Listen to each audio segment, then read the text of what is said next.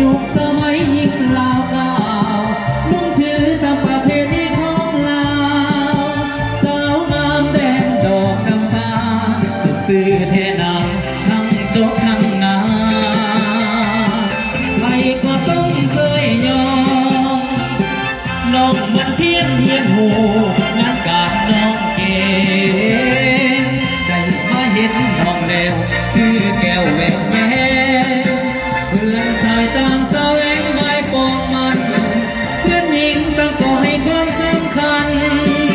เวียดการน้องก็ห้าวหันอย่าทำเทศายสมเป็นหญิงลาวใหม่ผู้อ่านกล่าวไว้งามนักใจสู้ทนอดนอนน้ำแต่หูแต่จูบบ่หอมน้ำแต่หูแต่จูบบ่หอมใส่ที่ไม้อยู่ดอกอีกบ่นานก็นายโอ้น้อสาวเจ้าวิไลงามน้ำใจใส่ของสามาสมเป็นคนใจของสามีบทบาทต่อภาระหน้าที่อย่าได้เลยลืมเดิม